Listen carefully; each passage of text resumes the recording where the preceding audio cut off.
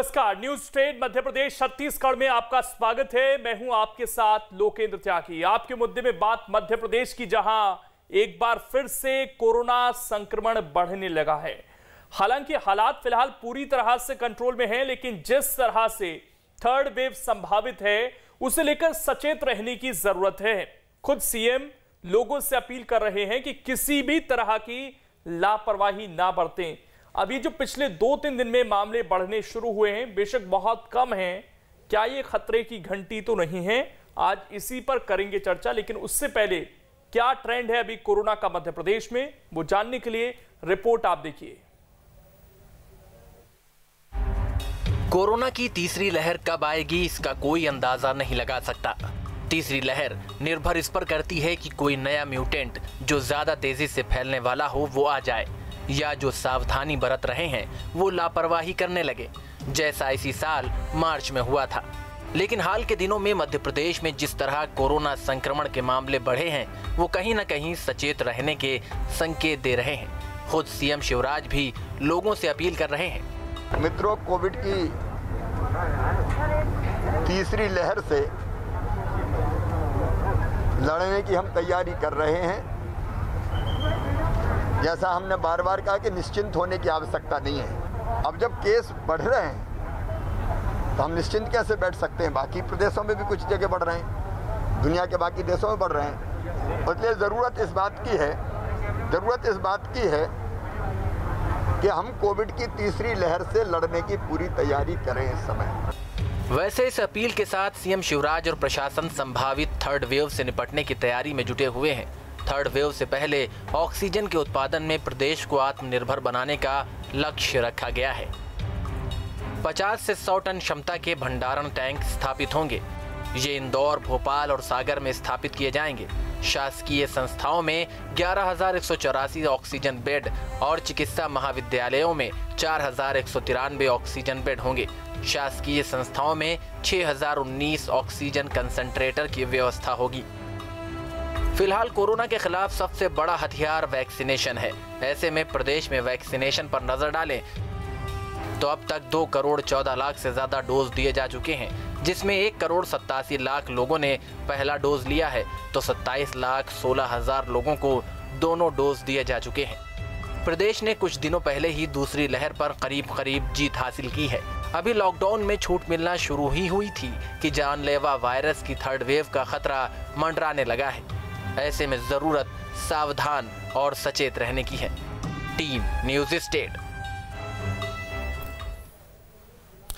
तो इसी मसले पर आज चर्चा करेंगे। 2 खास मेहमान इस वक्त हमारे साथ जुड़ गए हैं। Doctor R K. पाठक जी हैं, हेल्थ एक्सपर्ट हैं, हमारे साथ जुड़ गए हैं। इसके अलावा भूपेंद्र गुप्ता जी हमारे साथ जुड़ गए हैं, कांग्रेस के वरिष्ठ नेता हैं।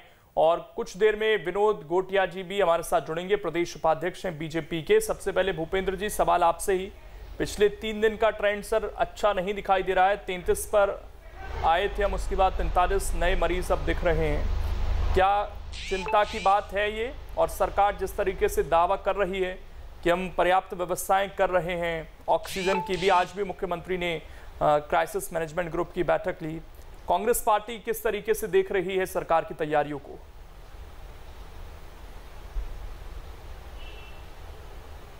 देखिए, ये तो सरकार का दायित्व है। इस तरह की तैयारियां उसे करके रखनी होंगी, क्योंकि 2 बार हम गच्चा खा चुके हैं और लाखों जानें चली गई हैं। लेकिन दूसरी जो बड़ी चीज है जिस पर सरकार को जो है तेजी भी दिखानी चाहिए और सेंट्रल गवर्नमेंट पर दबाव बनाना चाहिए कि जो पर्याप्त मात्रा में वैक्सीनेशन उपलब्ध हो। अनुपलब्धता के कारण जो मध्य प्रदेश में वैक्सीनेशन की एक रफ्तार पकड़ी थी, वो रफ्तार कमजोर हुई है। और आपसे मैं कहूं कि जो सरकार खुद इस बात को स्वीकार कर रही है कि 4-4.5% जो है अभी तक डबल डोज हुआ है पॉपुलेशन को, जो बहुत एप्रिशिएबल नहीं है। मतलब जब जो बूस्टर डोज जो है जिन लोगों को मिला है वो करीब 4-4.5% के आसपास की आबादी है। तो जो निश्चिंतता का वातावरण इसे नहीं कह सकते हैं। आज जो हमारी पॉपुलेशन ऐसी है जैसे सिंगल डोज मिला है, उस सिंगल डोज में से भी लगभग जो लोग 3 लाख 4 लाख लोग सेकेंड डोज के लिए जो है बूस्टर डोज के लिए क्वालिफाई हो गए हैं, उनके लिए बूस्टर डोज की अवेलेबिलिटी नहीं है।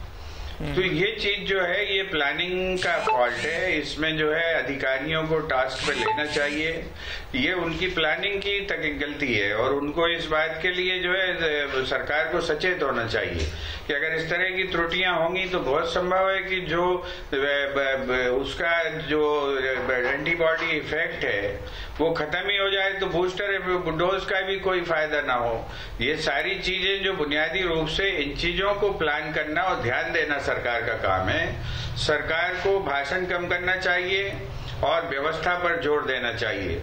सरकार ने कम से कम इस बात की जो दौड़ है इसमें ये बात अच्छी हो रही है कि सरकार अपनी तरफ से सचेत कर रही है जनता को आगे बढ़कर वैक्सीनेशन करवाना चाहिए। बिना वैक्सीनेशन के कोई सुरक्षा नहीं है और जो किस तरह से म्यूटेशन होगा, कौन सा नया म्यूटेंट आएगा, ये ना सरकार जानती है, ना हमारे वैज्ञानिक जानते हैं, ना मरीज जानता है। तो इसलिए इसमें सतर्कता ही सबसे बड़ी चीज है और इस दिशा में सब लोगों को मिलकर काम करने की जरूरत है। बहुत पॉजिटिव नोट पर आपने इस डिबेट को शुरू किया है, अच्छी बात है। आर के पाठक जी हमारे साथ जुड़े हुए हैं। आर के पाठक जी, जिस तरीके से 33 आए केस अब ये बढ़कर 43 पर पहुंच गए हैं, जो रोजाना मामले सामने आ रहे हैं, एक अच्छी चीज मैं देख रहा था, टेस्ट अभी भी मध्य प्रदेश में 60-70 हज़ार के आसपास हो रहे हैं रोजाना, ये डेटा जो दिखाई दे रहा है। क्या ये चिंता की बात है? क्योंकि कहा जा रहा था कि 3-4 सप्ताह बाद हो सकता है कि मामले बढ़ने शुरू हो जाएं। जून हमें राहत मिली, क्या जुलाई फिर से खतरे वाला महीना दिखाई दे रहा है? आपने कहा कि ये कोविड जो है ये पिछले 1.5 वर्ष से पूरे दुनिया को उथल पुथल बचा के रखा है, चाहे आर्थिक क्षेत्र हो, चाहे स्वास्थ्य का क्षेत्र हो और चाहे सामाजिक क्षेत्र हो।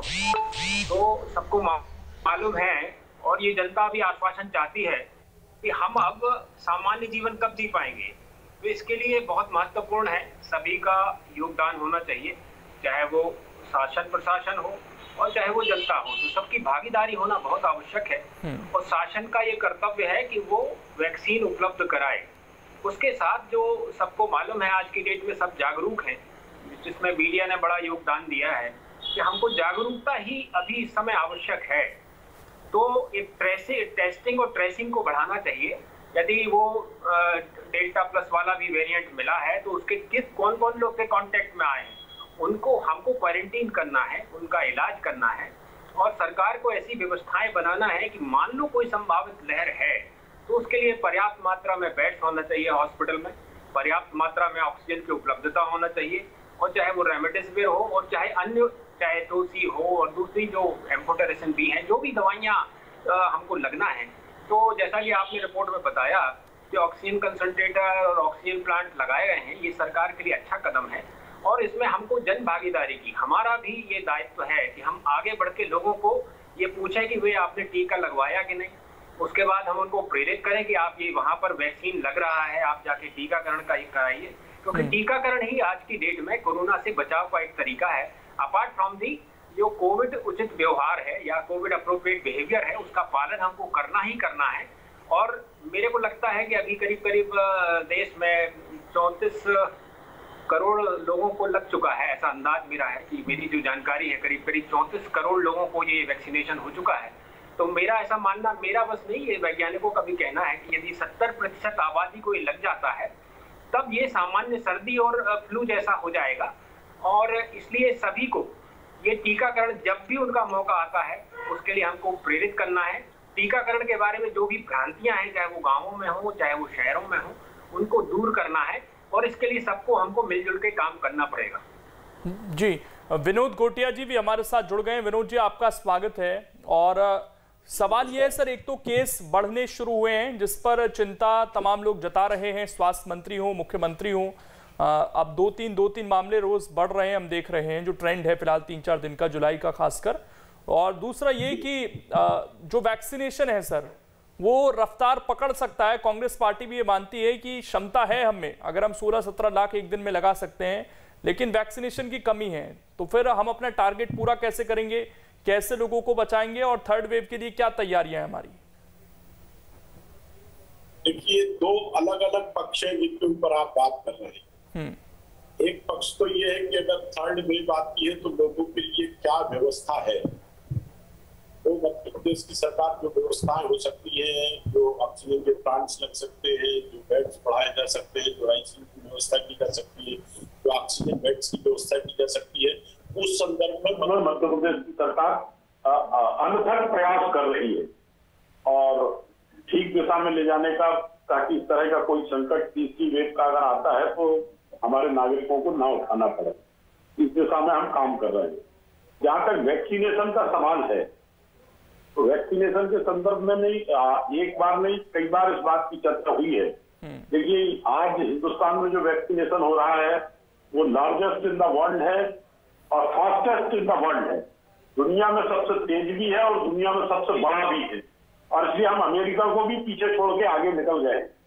तो हम अपने प्रयास कर रहे हैं, लेकिन उपलब्धता वैक्सीन की है कि कितना वैक्सीन उपलब्ध होता है, उसका प्रोडक्शन बढ़ाने के लिए केंद्र सरकार ने फंडिंग भी की है, दूसरे लोगों को भी लाइसेंस जारी किए हैं। तो मुझे लगता है कि आज गाड़ी पटरी पर है, धीरे धीरे गाड़ी और तेज हो जाएगी, ऐसा मैं मानता हूं। और जो अभी आप हमारे मित्र कह रहे थे कि अगर 70% वैक्सीनेशन हो जाता है तो शायद ये एक साधारण बीमारी हो जाएगी, लेकिन भारत सरकार का जो अपना टारगेट है कि हम नवंबर के अंत तक 100% वैक्सीनेशन के टारगेट को अचीव कर लेंगे, और वो अचीव हो जाएगा जिस तरीके से आज भारत की सरकार काम कर रही है। लेकिन जो प्रोसेस है सर, वो अभी भी बहुत स्लो है। ये टारगेट तभी पूरा हो पाएगा जब और वैक्सीन की देश भर में एंट्री हो पाएगी। अभी तो हम मुख्यतः 3 ही वैक्सीनों पर पूरी तरह से निर्भर हैं। जी, मैं आपकी बात को मानता हूं, इसलिए सरकार उस दिशा में काम कर रही है। दूसरी वैक्सीन बनाने वाली कंपनियों को भी सरकार ने कहा है, लेकिन जो लीगल एस्पेक्ट्स है उसके संदर्भ में वो करना होंगे। कुछ ऐसी वैक्सीन है जो हमारे देश में मुझे नहीं लगता कि संभव है आ पाए, जिनको यहाँ आ जाए तो उनका सक्सेस हो जाएगा, ड्राइव की नहीं होगा, क्योंकि उनको 70 डिग्री 60 डिग्री 70 डिग्री तक माइनस टेम्परेचर पर रखना है। तो उसकी सुविधा हमारे देश में हो पाएगी कि नहीं हो पाएगी, ये भी एक बड़ा सवाल है। दूसरा, मुझे ऐसा लगता है कि प्राइवेट सेक्टर में जो 25% वैक्सीन देने की बात है, लेकिन उतनी तेजी के साथ प्राइवेट सेक्टर में, प्राइवेट अस्पतालों में वैक्सीनेशन नहीं हो रहा है, तो इसलिए उनकी डोज को भी कम करना चाहिए। उसके बारे में पुनर्विचार केंद्र की सरकार को करना चाहिए, और कर भी रही होगी मुझे ऐसा लगता है कि ताकि जो वैक्सीन है वो ज्यादा से ज्यादा जनता के पास पहुंच सके। भूपेंद्र गुप्ता जी, एक दिक्कत ये भी है सर कि अभी हम उस सदमे से उभर रहे हैं जो हमने अप्रैल मई में देखा, और अभी भी रोजाना 10-12 लोगों की जान जा रही है। वो कम नहीं है एक व्यक्ति की भी जान जाए, लेकिन जो पॉलिटिकल एक्टिवनेस है सर वो दिखाई देने लगी है। देखिए, सज्जन सिंह वर्मा का जो मामला था एफआईआर का, उसमें आज बहुत सारे कार्यकर्ता एक जगह जुटे हुए दिखाई दिए। इसके अलावा हम देख रहे हैं कि धरने प्रदर्शन शुरू हो गए महंगाई को लेकर। ठीक है, विपक्ष का काम है उठाना, लेकिन क्या अभी समय की जरूरत है? बहुत सारी जगह हम देख रहे हैं जूनियर डॉक्टर्स की हड़ताल हुई, नर्सेस की हड़ताल हो रही है। तो ऐसे जो कोविड का प्रोटोकॉल है उसका पालन कहाँ हो रहा है सर? ना नेता कर रहे हैं, ना आम लोग कर रहे हैं। अब ढील हर जगह दी जा रही है।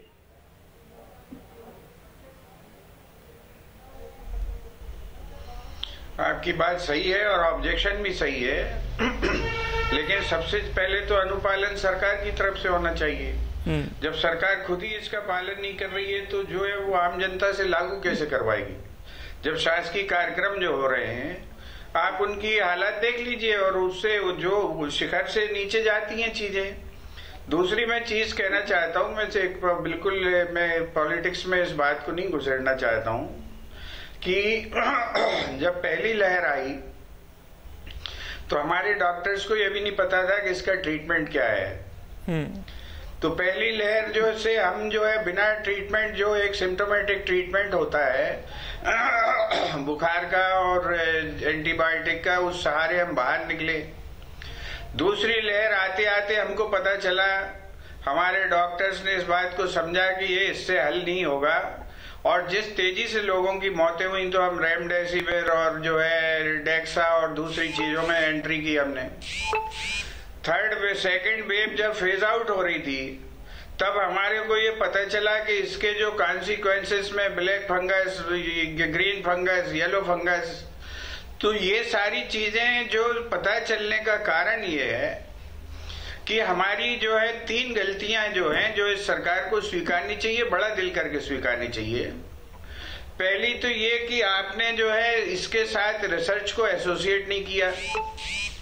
ये एक नई बीमारी थी, लोगों को नहीं पता था, डॉक्टर्स का भी एक्सपोजर नहीं था, तो इसके साथ हमको रिसर्च को एसोसिएट करना चाहिए था कि जो इसके अलग अलग चीजों को स्टडी करती, वो नहीं किया गया। दूसरी बड़ी जरूरत थी जीनोम सीक्वेंसिंग की, कि कहां पर किस तरह से म्यूटेशन हो रहा है और कौन म्यूटेशन किस गति से फैल रहा है, और उसी के हिसाब से हम कंटेनमेंट जोन बनाकर वहां पर उसको पिन करते। ये काम हमारी सरकार ने नहीं किया। मध्य प्रदेश में तो आप समझिए कि 1 साल गुजरने के बाद अब जीनोम सीक्वेंसिंग की बात हो रही है। ये जीनोम सीक्वेंसिंग नहीं की गई, की जानी चाहिए थी। बिल्कुल। अब तीसरी चीज ये है कि अब हम इन परिस्थितियों से बाहर निकल आए, तो ये बात हमारे सामने सिद्ध हो चुकी है कि अब केवल जो है एक ही सहारा है, वो सहारा है वैक्सीनेशन। क्योंकि अभी भी हम जो है इस बीमारी के जो साइड इफेक्ट से लेके सारी चीजों पर रोज नए इफेक्ट सामने आ रहे हैं, और हैरानी ये है कि सरकार भी रोज नई बात कर रही है। अभी कल आज ही मेरे ख्याल से बयान आया है गुलेरिया साहब का कि डेल्टा वेरिएंट के बारे में हमारे पास कोई प्रमाणिक जानकारी नहीं। ये सरकार कह रही, आज कह रही सरकार, जब हम डेल्टा वेरिएंट के खतरे के मुहाने पर बैठे हुए हैं। ये जो चीज हमें दर्शाती है, ये कंट्राडिक्शन है, विरोधाभास है ये, कि एक तरफ सरकार कहती कि हम पूरी तैयारी में हैं, और दूसरी तरफ सरकार का सबसे बड़ा जो चिकित्सा अधिकारी है वो ये कहता है कि हमारे पास अभी भी डेल्टा वेरिएंट को लेकर कोई प्रमाणिक जानकारी नहीं है। तो अब जब सरकार इतनी अंधे में चल रही है, तब हमारे पास एक ही तरीका है कि वैक्सीनेशन हो। 1 करोड़ वैक्सीनेशन से कम होने में हम जो है 7 महीने में भी ये काम पूरा नहीं कर सकते। अगर हमें मार्च तक भी हमें अचीव करना है टारगेट, तो कम से कम 1 करोड़ वैक्सीनेशन यूनिवर्सली हमें लगाने पड़ेंगे। क्या सरकार इसके लिए तैयार है? अगर ये लक्ष्य को लेके हम आगे बढ़ते हैं तो हम इससे खतरे से बाहर निकल सकते हैं, अन्यथा हमें कुछ जाने और खोना पड़ेंगी। ये बात हमें पॉजिटिवली समझना है, इसको ये नहीं समझना कांग्रेसी कह रहा है इसलिए अभी हम चढ़ बैठे हैं इसके ऊपर। ये बात जो है समझने की है, और देश के लोगों की, जो अपने ही लोग हैं, हम उनकी जान बचाने की है। जो लोग खोए हैं उनमें बहुत सारे हमारे रिश्तेदार, हमारे बीच के भाई काम करने वाले, भाजपा के बीच के काम करने वाले लोग हैं, भाजपा के नेताओं के कई रिश्तेदार, भाई बहन भतीजे सब खोया हमने। तो इसको गंभीरता से समझने का है, और सरकार को इसके ऊपर विचार विमर्श करना चाहिए। केवल हम अगर फैसिलिटी पैदा कर देंगे तो फैसिलिटी से कोई मरीज ठीक होने वाला नहीं है। ये मरीज ठीक होगा कि हम प्रॉपर स्टाफ की अभी से भर्ती करें, डॉक्टर्स की संख्या बढ़ाएं, नर्सिंग स्टाफ की संख्या बढ़ाएं, उनके जो इश्यूज हैं उनको रिजॉल्व करें, और तब जाकर एक ऐसा टीम और एक ऐसा परिदृश्य बनेगा, तब हम इससे लड़ाई सक्सेसफुली लड़ सकते हैं। और भारत जीत सकता है, भारत ने जीता है, भारत इस लड़ाई के लिए तैयार है, समाज भी तैयार है। ये लाइन पर मैं सोचता हूँ कि इस पर हमें विचार करना लेकिन चाहिए। मैं फिर भी इसमें एक सवाल जोड़ता हूँ सर, मैं फिर भी एक सवाल इसमें ये जोड़ता हूँ, वैज्ञानिक पक्ष रखा मैं। अगर आप बंगाल चुनाव के दौरान राहुल गांधी रैली ना कर ये संदेश देते हैं कि मैं इस दौरान रैली नहीं करूंगा, तो क्या उस आचरण को कांग्रेस भूल गई है कि ये जो धरने प्रदर्शन की शुरुआत हुई, पॉलिटिक्स हो रही है हर जगह, हम देख रहे हैं पूरे तरीके से। छत्तीसगढ़ का भी यही हाल है सर, वहां भी पूरे कार्यक्रम हो रहे हैं, शासकीय कार्यक्रम वहां भी हो रहे हैं। तो इनको क्या पॉलिटिक्स कोविड प्रोटोकॉल के तहत नहीं हो सकती है? मैं आपसे निवेदन करना चाहता हूं, बिल्कुल हो रही है। आप दृश्य दिखा दीजिए, 1-2 लोग जहां पर होंगे उनको डांटें भी पड़ रही हैं, हमारे जो है पार्टी के लोग उन्हें फटकार भी कर रहे हैं। हमारी जो मीटिंग्स है कोविड प्रोटोकॉल के नोटिस के साथ ही जाती हैं कि ये मेंटेन करना है। आपसे बताऊं, दिग्विजय सिंह जी के ऊपर जिस धरने के लिए केस बनाया गया है, उसमें भी हमारे मुश्किल से 15 कार्यकर्ता थे। पेट्रोल पंप पर धरना दिया था, 4-4 फुट दूरी पर बैठे थे। आप किस आधार पे लोगों को, आप तो जो है आपने राजनीति का औजार नहीं बनने चाहिए। बीमारी से हमें लड़ना है, मगर बीमारी के माध्यम से आप अगर राजनीतिक दलों से लड़ने लगेंगे तो देश के अंदर बात कौन उठाएगा? ठीक है। सवाल ये आर.के. पाठक जी, जो कांग्रेस पार्टी की तरफ से सवाल उठाए जा रहे हैं, जो आपने सलाह दी कि रिसर्च को हमें इसके साथ जोड़ना है, उसका अभाव है, क्योंकि बहुत सारी खबरें आती रहती हैं सर, बाद में उन पर सफाई भी आती है कि जीनोम सीक्वेंसिंग को लेकर बहुत बाद में हमें पता चला, हमने बहुत बाद में दुनिया को बताया कि कौन सा वेरिएंट था जिसकी वजह से इतनी घातक बीमारी फैली। क्या अभी भी हम इन चीज़ों को बहुत लाइटली ले रहे हैं? लोकेश जी, जैसा कि पूरे विश्व को मालूम है कि ये नई बीमारी है और इसके बारे में अभी शोध जारी है, और मेरा ऐसा मानना है व्यक्तिगत रूप से कि अगले 4-5 साल में हमको ये समझ में आएगा ये क्या क्या कर सकती है। और जैसा कि अब जीनोम सीक्वेंसिंग है, तो जीनोम सीक्वेंसिंग के लिए उपलब्धता यदि शासन ने कराई है तो बहुत अच्छी चीज है। हाँ, वेरिएशन और म्यूटेशन जो है वो उसकी फितरत होती है वायरस की। कुछ वायरस जो म्यूटेट करके कमजोर पड़ जाते हैं और कुछ जो म्यूटेंट होते हैं वो ज्यादा घातक होते हैं। तो डेल्टा प्लस के बारे में ऐसा कहा गया कि it is a variant of concern, और ये 60% ज्यादा फैलता है और लंग्स में भी ज्यादा जाके, तो ये ज्यादा। मेरे पास समय थोड़ा सा कम है, मैं आखिरी रिएक्शन विनोद गोटिया जी से लेना चाहूंगा। विनोद जी, कांग्रेस पार्टी का ये कहना है कि रिसर्च पर जोर दीजिए। 10 केस अगर मध्य प्रदेश में रिपोर्ट किए गए डेल्टा प्लस के, तो उस पर ध्यान देना होगा कि क्या सिम्टम्स है उनके अंदर लोगों के।